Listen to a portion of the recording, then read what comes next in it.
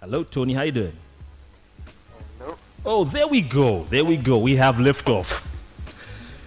No, the technical difficulties. Man, you have no idea. You don't even want to know. I'm telling you. But you see, that's the beauty about radio, because you're behind all these things, and everyone who's listening out there is just going, man, this guy he sounds so smooth. Not knowing that I'm tearing my hair out and trying to make sure that everything works. True. Indeed, man. You know what? Sometimes when certain things are meant to be, because, I was busy panicking there. But nevertheless, we have you on the line all the way from Ukraine. Now, before we get into the interview itself, man, how are things going? How are things over there, though? Everything is good on my end. That is, so I hear the East, though. I hear it has officially been. It's officially under Russia now. Yeah. It's certified that it's under Russia now, and it's no longer part. So yeah, my side is pretty calm though. Relaxed. No. All right, man. That's definitely good to hear. So we're gonna start from the beginning. Everyone's got a nickname. Don't ask me where I got my nickname from. That's a state secret. But we're gonna start with you. Obviously, Tony is the real name. But where did the Grammz come from, though? Grammz. Honestly, I don't really remember how it came about, but what I do remember was in high school, a couple of friends of mine and I used to love, back in the back of the class, writing rhymes, doing freestyles and stuff. And then one of my friends, really close friend of mine, that actually introduced me so good, me Grammz. And I don't know if it's probably over, one of the freestyles I had some time, that it came about. But yeah, it caught on and everybody started Grammz. And it was Grammz for a very long time. Okay. Until I said, yeah, it was just Grammz. Even when I got signed, it was Grammz. Until I thought, hey, why not be Tony Grammz, Just give it a bit of my government name. I like the way you say that, the government name. That's absolutely fantastic. Now, getting involved, obviously, into the genre. I mean, there's so many genres out there. Why did you go for hip hop? Why?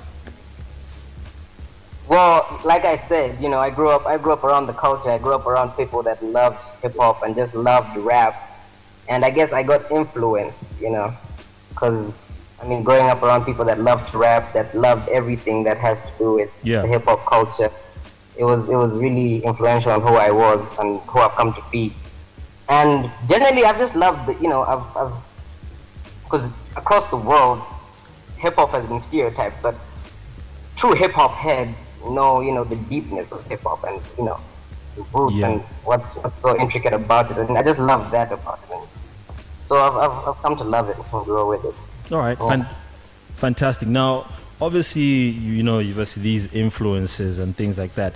Earlier on, what sort of, in terms of, what sort of influences do you think? Which artists mainly influence your style and that sort of feel that you've got going on at the moment?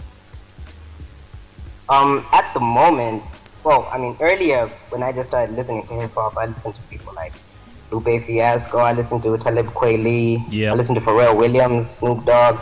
But currently, obviously that shaped my style as I grew as an artist and as a person. But currently, I'd say, because everyone listens to me and they're like, oh, he sounds like Kendrick Lamar, or he sounds like Big Sean. And for a very long time, I listened to a lot of Kendrick Lamar, a lot of Big Sean, a lot of J.O.S.P.E.L, and that's who I got influenced by in my sound, and even just the way I think and the way I strategize, how I write my lyrics and everything. Because even when I'm observing what they do, I don't just listen to their songs, I dig deep into their YouTube and see how they make their music, their studio sessions and stuff like that. So, yeah. Okay. And Propaganda and Derek Mine as well, people that I listen to. All right, fantastic. Obviously, yeah. Okay. All right. Now that's an interesting one.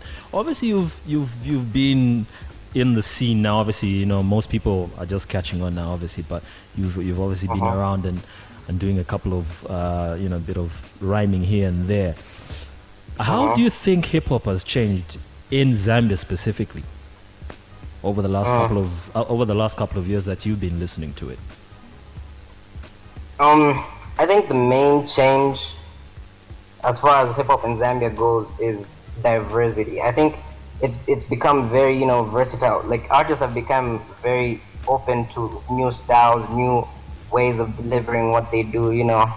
Because back in the day, it used to be the typical boom bap, you know, the typical beats that have that, you know, one step kind of thing. But then, even just as the broad global scene of hip hop has grown, even in Zambia, we've sort of embraced, you know, how to be diverse in how we deliver our music as hip hop artists.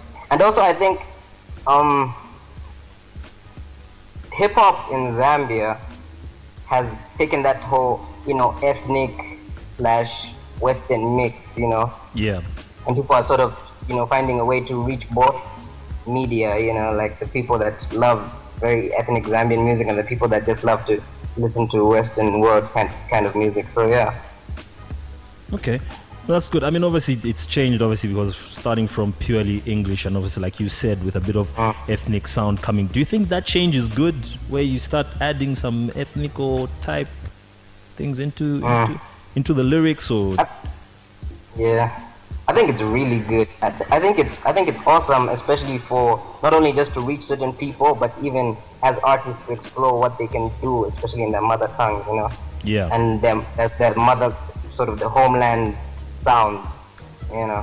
But then the thing that's killing artists though is that some artists, like I specifically, let me not speak for a lot of artists out there, but I specifically know, give me 16 bars in English, I will do very well, you know what I mean? Yes. But as far as the local tongue goes, I could write a local verse, you know, in Nyanja or Bemba, but then it may not sound as good as it does in English.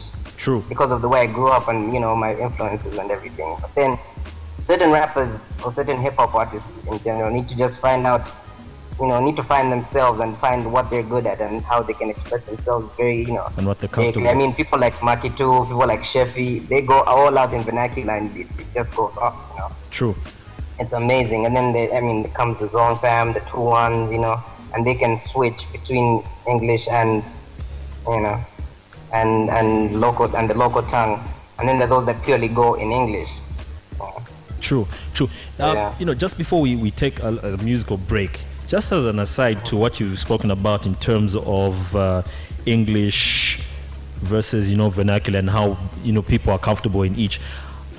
What are your thoughts in terms of how best, you know, not sound, you know, like I'm leaning to a certain side, but what sort of style do you think would be best represented out there to people who are not Zambians? Which do you think is the English style that a lot of people will embrace, or they like combination? I mean, have you had any sort of views like that, you know, especially for someone who's outside the country? All right. Well, I guess as far as music listening even goes, it's personal preference, you know, people love to listen to certain things. But then, in all honesty, the mother tongue is unique. Every mother tongue is unique to its country, you know. Yeah. And when you present that to the world outside, they look at it as something different, you know. Yeah. But then it being the world outside your country, they may not accept it because they don't understand it. Yeah. You know.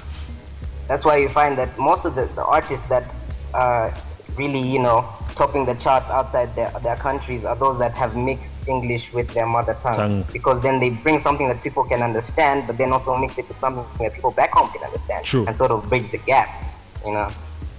So it really just depends on people's preference. But I think if artists find a way to blend the two, then, you know, good for them. Yeah, always the better.